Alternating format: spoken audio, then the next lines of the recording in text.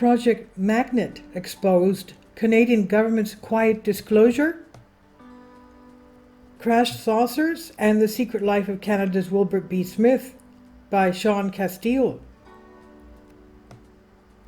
Though it's little known fact, the truth is that certain individuals with ties to the Canadian government have secretly been promoting the idea that UFOs are operating in Earth's atmosphere and are piloted not by monsters but by a group or groups of individuals who are as human as we are but are technologically more advanced than the human race. This is also what the former Canadian Defence Minister Paul Hellyer was saying up to just a few years ago when he passed away. Former Canadian Defence Minister Paul Hellyer, minister from 1963 to 1967, shocked the media several years ago by stating that he was convinced that off-world visitors have been zipping across the heavens for thousands of years and that it's not impossible that these aliens have infiltrated our society and are walking the streets undetected because they resemble us almost identically. But as much attention as Mr. Hellyer's remarks might have gotten in the press, many decades before, another Canadian had similar bold remarks concerning ultra-terrestrials coming here either from other planets or from a parallel universe. And I'll now direct you, before I forget, that I do have a playlist of the Emerald Tablets written by Thoth the Atlantean, or Hermes Trismegistus, and he said that they had such advanced technology that they were even using technology that the Divine Spirit told them not to use, such as what they were doing and that was detrimental to humans on Earth. They even had interstellar travel and interdimensional travel, zipping from one dimension to the other, as he explains in the Emerald Tablets. So this other Canadian, had similar remarks concerning ultra-terrestrials coming either from other planets, from outer space that is, or from a parallel universe. So we can begin our journey back in time when ufology was young and the groundwork was being laid for the greatest cosmic adventure the world has ever experienced. Project Magnet tells the story of a Canadian radio engineer's transformation from scientific nuts and bolts UFO researcher to an ardent follower of the Space Brothers philosophy. Even as an ardent student of ufology, you may not know the name of Wilbert Smith. He is an unsung hero in the field, but remains indisputably important in the more than 50 years since his death in 1962. Global Communications CEO Timothy Green Beckley has recently assembled a book that pays tribute to Smith and the 1950s, the era in which Smith pursued the truth of the UFO mystery. The new book, called Project Magnet, with the subtitle, "The Objects in the Sky Are Not Stars." Okay? Beckley writes in his introduction, "Almost forgotten these days, Smith was a highly educated engineer who coaxed the Canadian government into establishing Project Magnet, a threadbare project to study and treat reports of UFO seriously so as to determine who or what might be behind this mysterious phenomenon that was seemingly taking over the skies of North America after the end of the Second World War. The search for geomagnetism opens the door. Project Magnet began operating in 1950 with the purpose of studying, among other occurrences, magnetic phenomena. Wilbert Smith, a senior radio engineer from the Canadian Department of Transport, was put in charge of the project. The goals of Project Magnet were fueled by the concepts of geomagnetism and the belief that it might be possible to use and manipulate the Earth's magnetic field as a propulsion method for vehicles. Smith came to believe that this technology already existed in the mysterious UFOs that had been sighted so frequently in Canada, the US, and the rest of the world. He felt that the correlation between our basic theory and the available information on saucers checks too closely to be mere coincidence. Nevertheless, Smith's approach to the study of UFOs was a pragmatic one. "It is perfectly natural in the human thinking mechanism," Smith wrote, "to try and fit observations into an established pattern. It's only when observations stubbornly refuse to be so fitted that we become disturbed." When this happens, we may, and usually do, take one of three courses. First, we may deny completely the validity of the observations, or second, we may pass the whole subject off as something of no consequence, or third, we may accept the discrepancies as real and go to work on them. In the matter of saucer sightings, all three of these reactions have been strikingly apparent. The first two approaches are obviously negative, and from which a definite conclusion can never be reached. It's the third approach, acceptance of the data and subsequent research, that is dealt with in this report.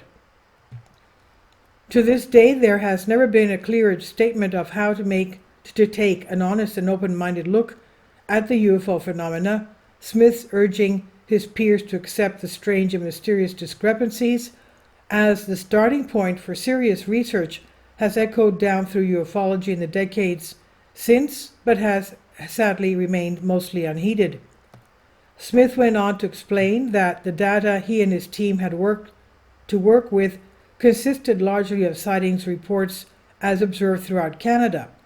This included many reports from the field representatives of the Department of Transport, whose job it is to watch the sky and who are trained to do precisely those kinds of observations.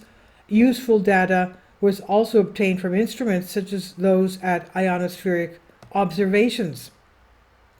But Smith cautioned against expecting too much from the field stations because of the very sporadic nature of the sightings, and laboratory studies were useless without some kind of specimen with which to experiment, and it was not likely that such a specimen would be obtained at any time soon. So according to Smith, we are then forced to rely on deductive reasoning, at least until it's possible to work out procedures more in line with the conventional experimental methods. What was the government hiding? In 1950, prior to the establishment of Project Magnet, Smith was attending what he called a rather slow-moving broadcasting conference in Washington, D.C. He had some time on his hands, so he circulated around asking a few questions about flying saucers, which stirred up a hornet's nest. He says, I found that the U.S. government had a highly classified project set up to study them, so I reasoned that with so much smoke, maybe I should look for the fire, he said. Smith subsequently made discreet inquiries through the Canadian Embassy staff in Washington, who were able to obtain for him the following information. 1. The matter is the most highly classified subject in the U.S. government, rating even higher than the atomic bomb. 2. Flying saucers exist. 3. Their modus operandi is unknown, but concentrated effort is being made by a small group headed by Dr. Vannevar Bush, who some maintain was the initial guiding force behind the secret government cabal known as Majestic 12, created to monitor a number of UFO crashes, including the one in Roswell, New Mexico, July 1947, in which several alien bodies were recovered from the wreckage.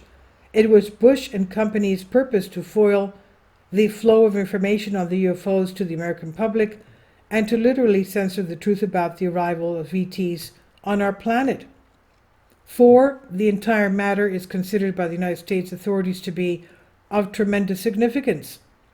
Smith said his investigations were a matter of simple curiosity and that he began as an extreme skeptic, fully expecting the phenomena to be man-made or created by natural causes.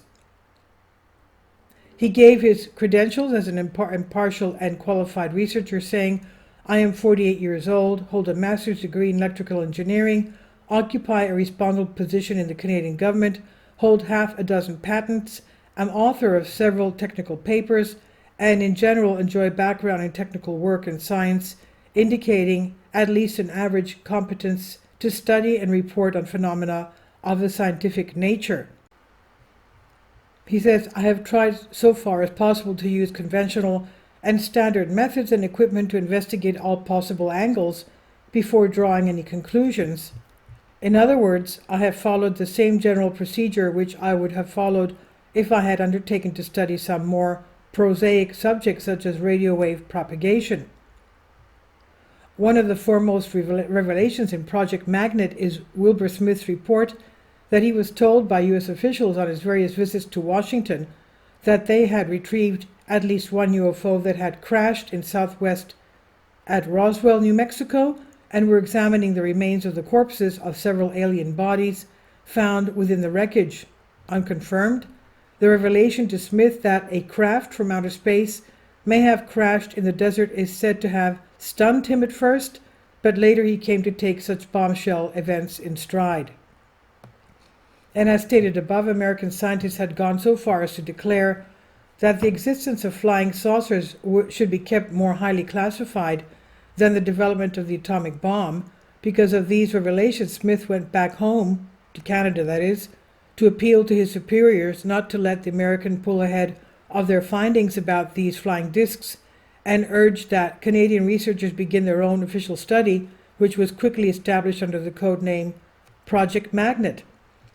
The story of what Project Magnet uncovered as a major part of this just released tome edited by publisher Tim Beckley, the book also indicates updated revelations by contemporary researchers Grant Cameron, presidentialufo.com, as well as a bonus history of humanoid and creature sightings and close encounters throughout Canada by the late amateur astronomer John Musgrave, who worked while on a grant from Ottawa's government.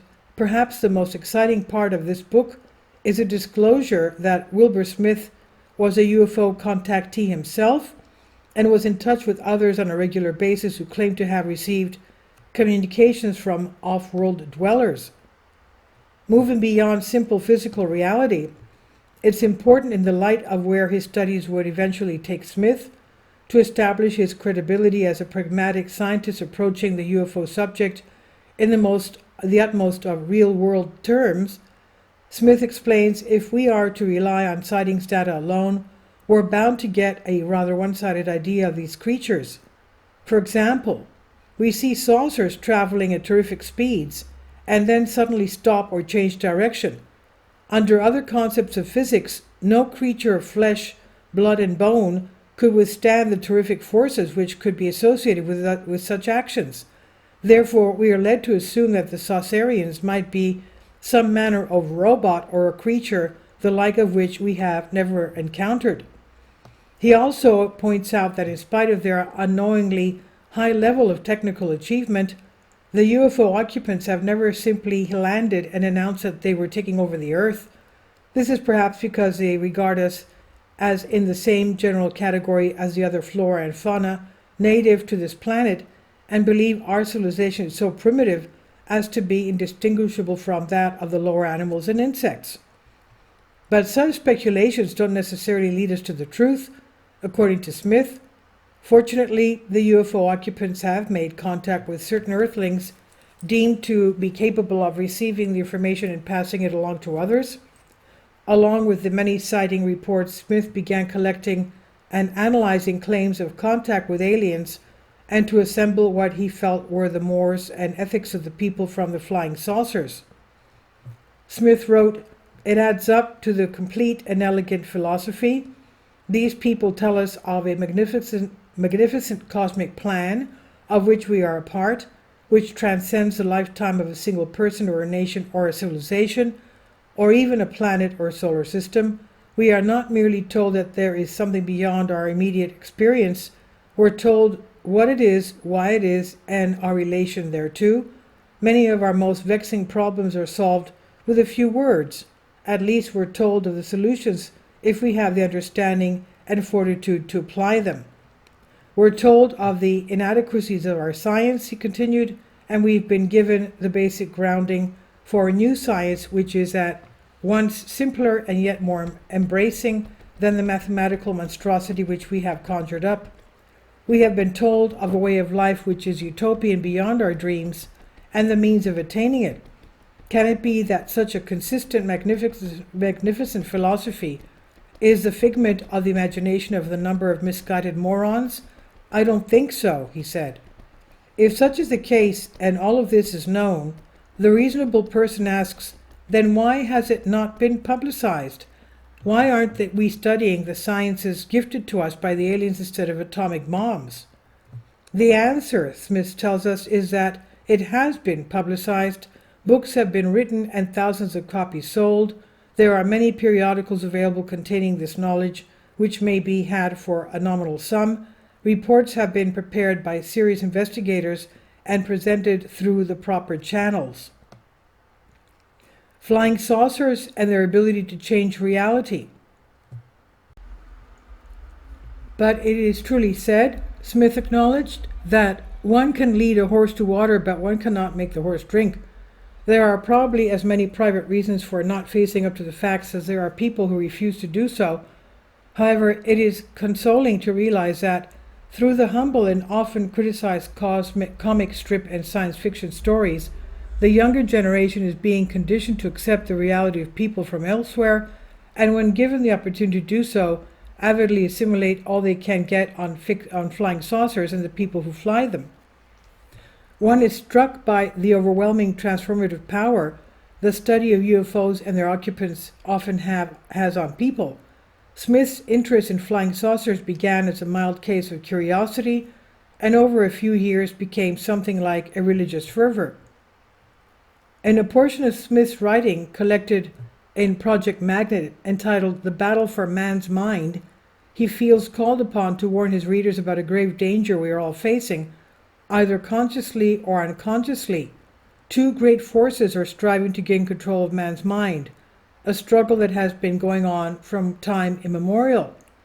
He wrote, "But never in the world's history has the conflict been more intense than it is in this present era of confusion and unrest.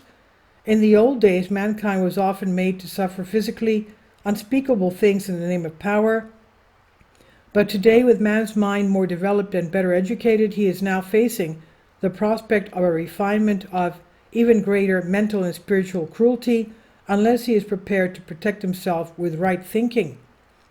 Smith described one of the two great forces as positive, leading us to thoughts of harmony and the concept of the love of God and the brotherhood of man. The other force is negative, encompassing the Antichrist philosophy and serving a mad lust for power. The battle takes place on both the physical and metaphysical fronts, with the object being the spiritual salvation of mankind and our utter destruction. Good, evil, and our stage of evolution. Man's brain, Smith teaches, operates on the metaphysical plane like a two-way radio, transmitting and receiving messages along the airwaves of the universe. This is a very apt metaphor when one considers that Smith was a government expert on radio broadcasting. Man's brain is open to both good and bad input, which he either accepts or rejects according to his stage of evolution. Messages received through esoteric sources, purporting to come from the Space Brothers, who take an active interest in our spiritual welfare, warn us that an even greater conflict is being fought on the metaphysical plane.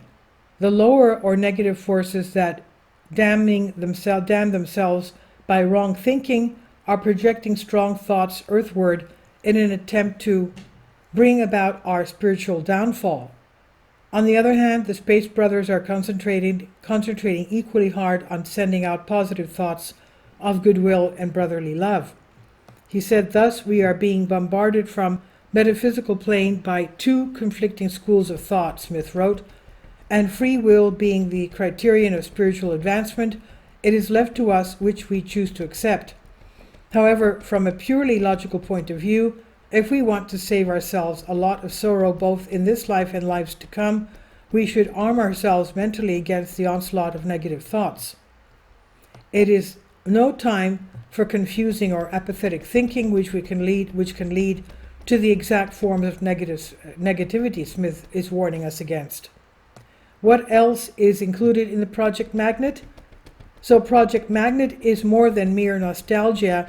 It demonstrates a near pre-science in the part of Wilbert Smith, who clearly saw into the nature of our troubled times and the constant struggle our minds are required to muster against evil through forms and ideas. Publisher and editor Timothy Green Beckley talks about other aspects of the book in his introduction. And this is article copyright Sean Castile, and it's on Bedded Reality. Please leave your comments, and thank you for your support. Please support my Patreon account. The daily posts are 5 videos daily, and they are totally different from what I have on my YouTube channel.